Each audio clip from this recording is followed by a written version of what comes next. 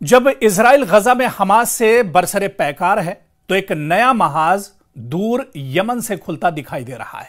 Houthi बागियों की जानिब से इजराइल की तरफ फायर किए गए रॉकेट न सिर्फ एक अस्करी पैगाम है बल्कि यह पूरे खित्ते में जंग के दायरे को वुसअत देने का इशारा भी है। ईरान के हिमायत याफ्ता हूसी गुरोह की यह कार्रवाइयां इजराइल के लिए एक नए और गैर मुतवक्का खतरे की अलामत बनते जा रहे हैं। सवाल यह है कि यमन के हूसी इजराइल की जंग में क्यों कूद पड़े और इसका खित्ते की सलामती पर क्या कुछ असर पड़ेगा। आज इस एक्सप्लेनर में इसी को हम समझने की कोशिश करेंगे। और इसके अलावा आपको बता दें कि जुमे को यानी हालिया जुमे को इजराइल के कई इलाकों में सायरन बजने के बाद इजरायली फौज ने ऐलान किया कि यमन से एक मिसाइल दागा गया है और दिफाई निजाम ने इसे रोकने की कोशिश की है। इस हमले के नतीजे में तल अवीव समेत कई इलाकों में सायरन बज उठे। इजरायली फौज ने कहा कि इस मिसाइल को रोकने की कोशिशें की गई और नतायज की जांच जारी है। इस हमले के बाद तल अवीव के करीब बिन गोरियन हवाई अड्डे पर फजाई हुदूद को आर्जी तौर पर बंद कर दिया गया। हंगामी तिब्बी खिदमात ने बताया कि कुछ अफराद शेल्टरों की तरफ भागते हुए मामूली जख्मी हुए हैं।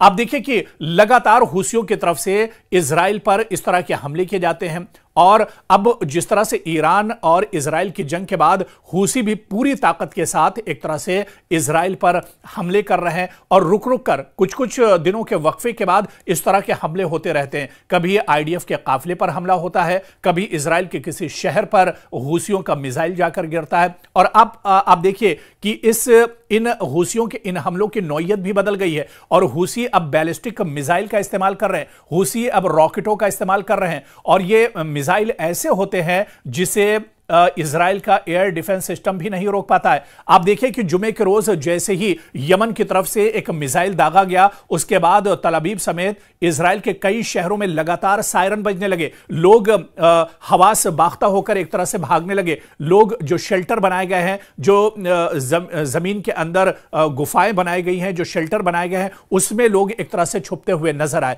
तो आप देखिए कि हूसी एक बड़ी ताकत अब मशरिक़ वस्ता में बनते जा रहे हैं और लगातार ये एक तरह से इजराइल के लिए दर्देसर बने हुए हैं और ये हूसी बिन्यामिन नेतन्याहू के लिए एक बड़ी परेशानी बने हुए हैं।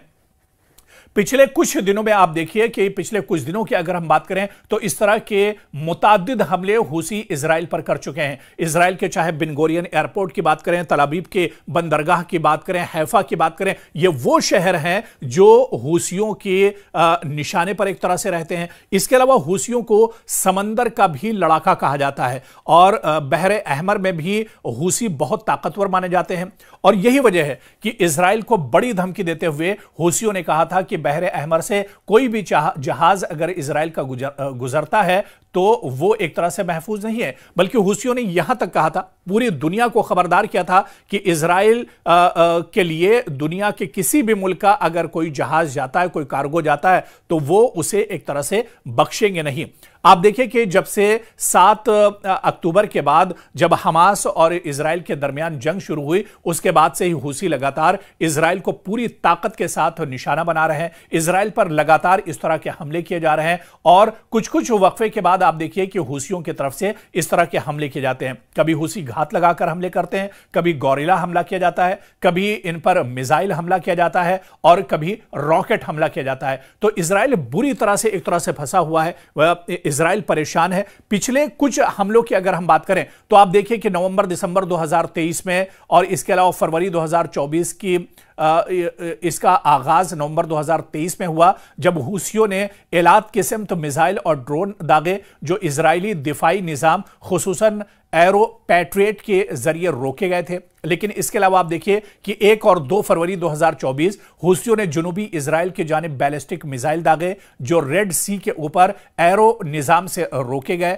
18 मार्च 2024 एक क्रूज मिसाइल इजरायली हुदूद के बाहर एलात के नजदीक जाकर गिरा और यह पहला वाकया था जब हूसी मिसाइल इजरायली सरजमीन के करीब पहुंचा था। इसके अलावा जुलाई 2024 जुलाई से दिसंबर के बीच में देखिए 8 जुलाई 2024 हूसियों ने दावा किया कि उन्होंने एलात पर ड्रोन हमला किया है। ताहम इजरायली फजाइया ने मुमकिना खतरात और हदफ को अपने यहां जाने से पहले ही एक तरह से रोकने का दावा किया था। इसके अलावा आप देखिए कि 19 से 19 जुलाई 14 से 19 जुलाई 2024 के दरमियान भी इसी तरह का एक हमला किया गया था। तो इस तरह के लगातार हमले हूसी इजराइल पर करते रहे हैं और इजराइल को परेशानियों का सामना करना पड़ा है। और पिछला हमला जो जुमे को हमला किया गया है, इस हमले ने एक बार फिर से इजराइल की परेशानियां बढ़ा दी हैं। और आप देखिए कि किस तरह से लोग परेशान हो गए, किस तरह से सायरन बजने लगे, तल अवीव के अंदर एक तरह से हलचल सी मच गई और लोग जो जेर जमीन शेल्टर है वहां पर जाकर एक तरह से पनाह लेने पर मजबूर हो गए। और कहीं ना कहीं यह हूसी आप देखिए कि 7 अक्टूबर के बाद जब हमास और इजराइल के दरमियान जंग छिड़ी थी, उसके बाद से ही लगातार इजराइल पर इस तरह के हमले कर रहे हैं। और उसके बाद आप मशरिक़ वस्ता में देखिए कि जब ईरान और इजराइल के दरमियान जंग छिड़ी, उस जंग के बाद यह कहा जा रहा है, जो एक्सपर्ट्स बताते हैं कि इस जंग के दरमियान हूसी और ज्यादा मजबूत हो गए हैं और हूसियों को कहीं ना कहीं ईरान की पुष्टपनाही भी हासिल है, यमन की पुष्टपनाही भी हासिल है और ये हूसी अब पहले से ज्यादा मजबूत हो गए हैं। हालांकि हूसियों का, ये हूसी जो लड़ाके हैं, इनका जो गिरोह है, ये जो तंजीम है, ये बहुत ज्यादा बड़ी नहीं है, बहुत ज्यादा ताकतवर नहीं है, लेकिन फिर भी ये लगातार आप देखिए कि कहीं ना कहीं इजराइल के नाक में दम किए हुए हैं, इजराइल को परेशान किए हुए हैं। लगातार इस तरह के हमले इजराइल पर होते रहते हैं और वक्फे से इस तरह के हमले लगातार होते रहते हैं। 29 सितंबर इजराइल ने हूसी इलाके में जवाबी फजाई हमले किए थे। दरअसल जब हूसी इजराइल को निशाना बनाते हैं, तब इजराइल की तरफ से हूसियों के ठिकानों पर भी हमले किए जाते हैं। लेकिन आप देखिए कि इन हमलों का कोई असर हूसी पर नहीं होता है, क्योंकि इजराइल लगातार हूसियों को कमजोर करने के लिए लगातार आप देखिए कि इस तरह के हमले करते हैं। लेकिन हूसी उसके बाद फिर कहीं ना कहीं एक तरह से उठ खड़े होते हैं और उसका पूरा जवाब एक तरह से अपने मिसाइल के जरिए से देते हैं। अच्छा, अब ये जो तस्वीर है, ये सूरत हाल इस वजह से भी अब ज्यादा तशवीशनाक इजराइल के लिए हो गई है कि ये हूसियों के पास लेटेस्ट हथियार है। ये हूसी अब बैलिस्टिक मिसाइल का एक तरह से इस्तेमाल कर रहे हैं और बैलिस्टिक मिसाइल जब इजराइल पर जाकर गिरता है, इजराइल के किसी शहर पर अटैक होता है, IDF पर अटैक होता है, तो ऐसे में उसकी परेशानियां और ज्यादा बढ़ गई हैं, क्योंकि हूसी अब पहले से ज्यादा मजबूत हो गए हैं और हूसियों ने मुसलसल हमले किए हैं। चाहे बिन गुरियन एयरपोर्ट की बात करें और हाइफा इलाकों पर मिसाइल की बात करें, इजराइल दिफा ने उन्हें रोकने की कोशिश की है।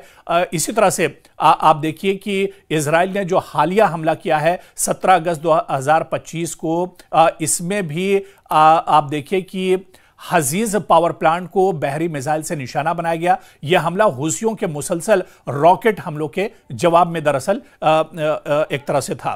तो यह बताता है कि हूसी तंजीम ने अक्टूबर 2023 से अब तक मुतवातिर हमले किए हैं। मिसाइल, ड्रोन, क्रूज और हाइपरसोनिक मिसाइल इसमें शामिल हैं, जिससे खित्ते में कशीदगी में लगातार इजाफा हो रहा है और आने वाले दिनों में कहीं ना कहीं एक बड़ा चैलेंज इजराइल के लिए बन सकते हैं।